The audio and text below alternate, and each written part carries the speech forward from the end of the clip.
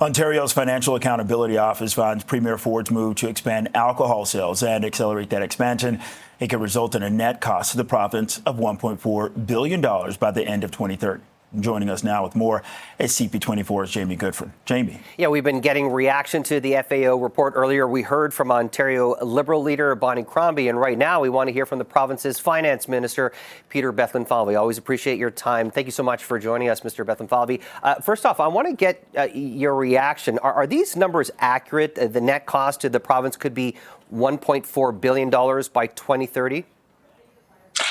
First off, I'd say good to be with you, Jamie. First, I'd say, we campaigned on modernizing a 100-year-old framework, and we got it done. It's been fantastic for small business. Convenience stores tell us that their alcohol sales, are up 15%. They think they're going to create 7,000 more jobs, and they're going to be paying a lot more tax. So that's not factored into the FAO. Look, the FAO has its methodology. It looks out 7 years. You can only get there with higher fees. And, we know Bonnie Crombie would like to raise taxes. In fact, the Liberals, they raised the beer tax. They raised the wine tax. I cut the wine tax. I froze the beer tax. So it's a difference between higher fees and higher taxes, or doing more for businesses to create more jobs, create more revenues, and create more bottom line for the LCBO, good for taxpayers. But you know who this is great for?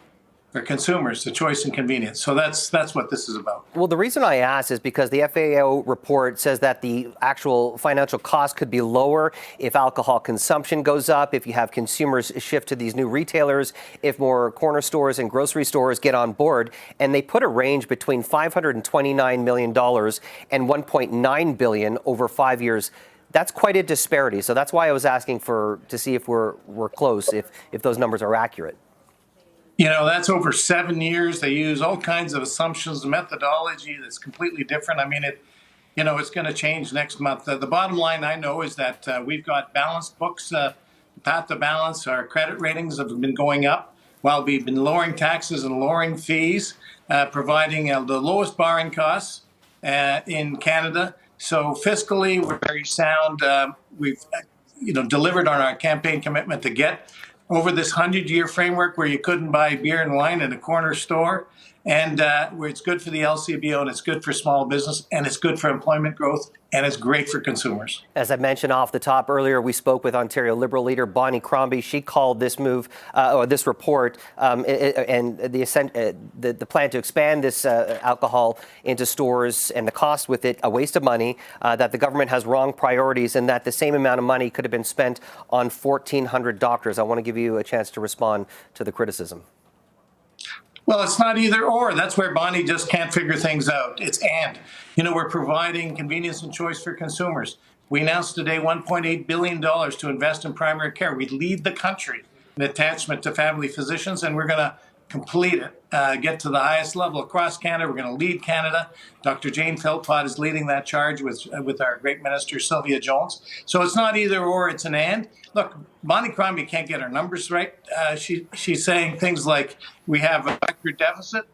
Our deficit's projected to be $1.5 billion. They never even got close to that when they were in power for all those years. They raised taxes and fees and got credit rating downgrades. So, I would just put that in the mix. We're just over a month away from a provincial election. Well, we're not, I guess, unofficially, but we are. I'm curious. There's been a lot of criticism about the province, how it's spending the money, how much it's going to cost to expand alcohol into stores, but also $200 checks that are going to be distributed to Ontarians. That's a $3 billion cost, and there's been a lot of criticism that money maybe could have been used towards getting more of those family doctors, considering that millions of Ontarians are without one right now. What's your reaction to that, and what's your message to Ontarians as we head into another provincial election? And look, we in my budget put in a lot of money for additional attachment to primary care, some $600,000. So we're moving it forward. This is the plan to complete that and accelerating the plan on primary care and family doctors. Again, on the fiscal side, we've been as strong as we've been in over a decade. The lowest debt burden is in 12 years, the lowest interest cost since the 1980s. So you can be fiscally strong. We're giving people money back at a time when those bills are higher for families. A family of five, that means $1,000 in their pocketbook at a time when they could use some extra money. So it's not either or, Jamie. It's and you can have a robust health plan that leads the country. You can be fiscally responsible, leading the country with the lowest borrowing costs.